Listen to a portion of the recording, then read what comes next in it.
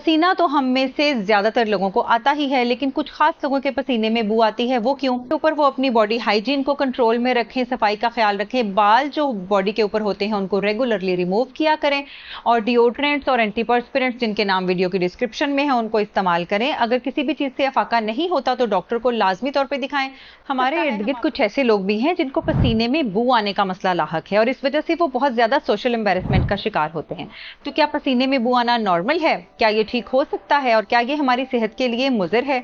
इन सब बातों को जानने के लिए आज की वीडियो को आखिर तक गौर से देखें।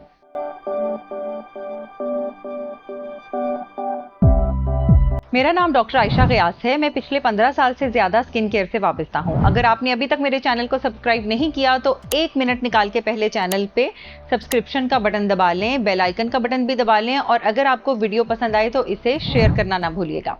तो हम बात करते हैं पसीने में बू आने वाले मसले के बारे में। देखें, पसीना तो हम में से ज्यादातर लोगों को आता ही है, लेकिन कुछ खास लोगों के पसीने में बू आती है। वो क्यों? उसकी वजह यह होती है कि पसीना बनाने वाली गदूदें जो कि एक्राइन और एपोक्राइन दोनों तरह के ग्लैंड्स या गदूदें होती हैं, उसमें से जो एक्राइन ग्लैंड्स हैं वो जो पसीना बनाते हैं उसमें बू काफी कम आने का चांस होता है, जबकि एपोक्राइन ग्लैंड्स जो ज्यादातर हमारी बगलों में, निपल्स के अराउंड, चेस्ट के ऊपर और प्राइवेट पार्ट के ऊपर होते हैं, वहां पे जो एपोक्राइन ग्लैंड्स हैं वो जो पसीना बनाते हैं उसमें बू आने का इम्कान ज्यादा होता है। बू क्यों आती है? ये जो ग्लैंड्स होते हैं, एपोक्राइन ग्लैंड्स, ये ऑयली सिक्रीशंस बनाते हैं। जब ये ऑयली सिक्रीशन हमारी स्किन के ऊपर आ जाती हैं तो स्किन के ऊपर पाए जाने वाले नॉर्मल बैक्टीरिया जो कि ज्यादातर कुराइनी बैक्टीरियम स्पीशीज से ताल्लुक रखते हैं, वो इस ऑयली सिक्रीशन को ब्रेक डाउन करते हैं, उसको कन्वर्ट कर देते हैं। वो कन्वर्ट कर देते हैं शॉर्ट चेन फैटी एसिड्स में और अमोनिया में। ये दोनों केमिकल्स काफी हद तक सेंटेड हैं, यानी स्मेल वाले हैं। तो जब वो इन चीजों में कन्वर्ट कर देते हैं तो उस पर्सन में से ऑब्वियसली स्मेल का आने का इम्कान होता है। तो ये तो था नॉर्मल मैकेनिज्म बू पैदा करने के हवाले से, लेकिन ये वाला जो प्रॉब्लम है कि ज्यादातर उन लोगों में देखा गया है जो या तो बहुत ज्यादा मोटे हैं यानी ओबीज हैं, या उनको शुगर का मसला लाहक है, या वो डार्क ब्राउन कलर से बिलोंग करते हैं जैसे कि स्किन कलर 3 या 4, या फिर उनकी अपनी हाइजीन का लेवल पुअर है जैसे कि अपनी बॉडी की सफाई का ख्याल कम रखते हैं, या उनके बॉडी हेयर जो हैं वो टाइम पर अपने बालों की सफाई का ख्याल नहीं रखते। तो इन सारे लोगों में ये मसला ज्यादा पाया जाता है। काफी हद तक ये प्रॉब्लम हमारी डाइट के साथ भी रिलेटेड है। वो तमाम लोग जो बहुत ज्यादा स्पाइसेस खाते हैं, अदरक लहसुन का इस्तेमाल बहुत ज्यादा करते हैं और इसके अलावा अचार का इस्तेमाल ज्यादा करते हैं यानी पिकल्स का, उनमें ये प्रॉब्लम ज्यादा पाया जाता है। कभी कभार एपरेंटली देखने में सिर्फ पसीना और बू का मसला बाकायदा तौर पर कुछ बीमारियों की निशानदही भी करता है। मेडिकली इन बीमारियों में ज्यादातर शामिल हैं एरिथ्राज्मा और ट्राइकोमाइकोसिस एक्सिलैरिस।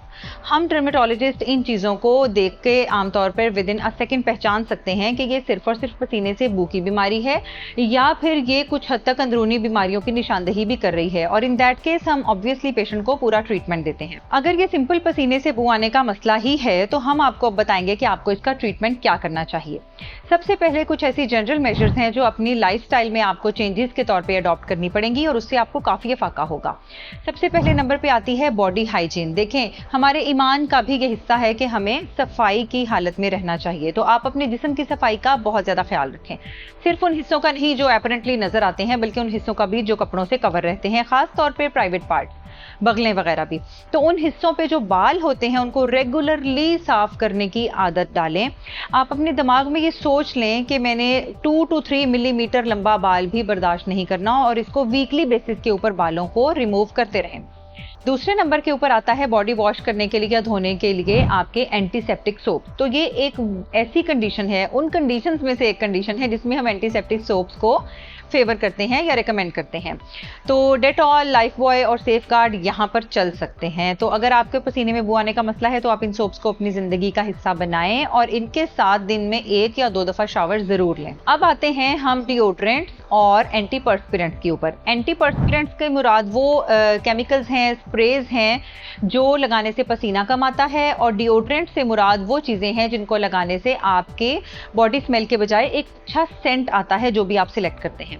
आमतौर पर ये दोनों चीज़ें कॉम्बिनेशन में भी मिलती हैं, यानी जो स्प्रे आप बाजार से परचेज करेंगे उसके अंदर डिओड्रेंट और एंटीपर्स्पिरेंट दोनों मौजूद हैं, यानी वो पसीना कम भी बनाएंगे और पसीने से बू भी नहीं आएगी बल्कि खुशबू आएगी। इस तरह के बहुत सारे डिओड्रेंट्स और एंटीपर्स्पिरेंट्स आपको मार्केट में खुले आम मिल जाएंगे और बहुत सारे ब्रांड्स के नाम हम आपको वीडियो की डिस्क्रिप्शन में लिख कर भी दे देंगे ताकि आपको दिक्कत ना हो। डिओड्रेंट्स और एंटीपर्स्पिरेंट्स लगाने से अगर मसला हल हो जाए तो बहुत अच्छी बात, और अगर मसला हल ना हो तो फिर हमें आपके स्किन के ऊपर पाई जाने वाली बैक्टीरियल पॉपुलेशन को कंट्रोल करने के लिए एंटीबायोटिक्स का सहारा लेना पड़ेगा।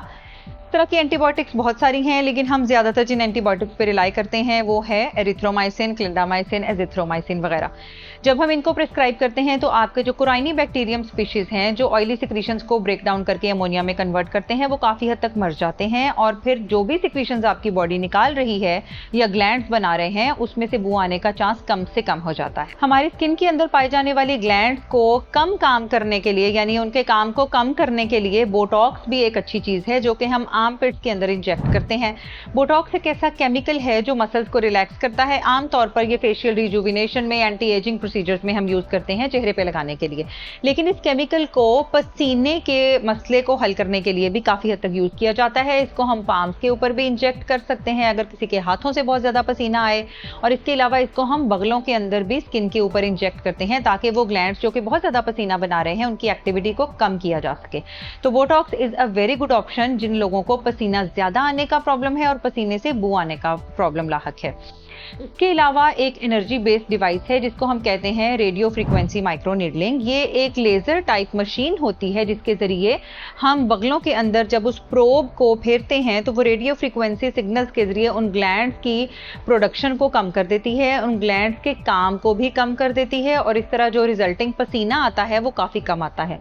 इसके रेडियो फ्रीक्वेंसी माइक्रो नीडलिंग के सेशंस करवाने पड़ते हैं मंथली तकरीबन 3 से 4, और इसमें काफ़ी हद तक 60 to 70% स्वेट रिडक्शन हो जाती है। के बाद लास्ट में आ जाती है सर्जिकल ऑप्शन, यानी कि अगर किसी भी तरीके से ये मसला हल नहीं हो रहा और एक पेशेंट की एम्बैरेसमेंट में कमी नहीं आ रही और वो हर तरीके से इसको सॉर्ट आउट करना चाहता है तो हम उसके लिए सर्जरी भी कर सकते हैं।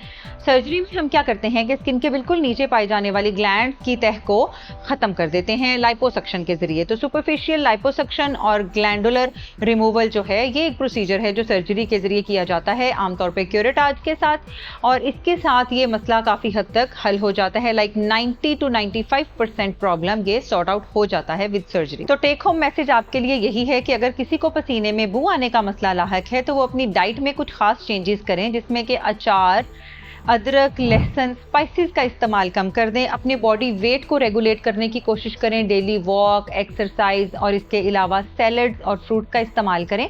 तीसरे नंबर के ऊपर वो अपनी बॉडी हाइजीन को कंट्रोल में रखें, सफाई का ख्याल रखें, बाल जो बॉडी के ऊपर होते हैं उनको रेगुलरली रिमूव किया करें, और डिओड्रेंट्स और एंटीपर्स्पिरेंट्स जिनके नाम वीडियो की डिस्क्रिप्शन में है उनको इस्तेमाल करें। अगर किसी भी चीज़ से अफाका नहीं होता तो डॉक्टर को लाजमी तौर पर दिखाएं।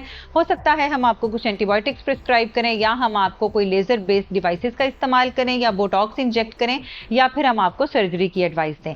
होपफुली आज की वीडियो से काफी हद तक मसला हल हुआ होगा उन लोगों का जिनको पसीने में बू आने का प्रॉब्लम है। अगर आपको वीडियो पसंद आई तो इसको थम्स अप जरूर दें और शेयर भी करें फैमिली एंड फ्रेंड्स के साथ। Thank you so much.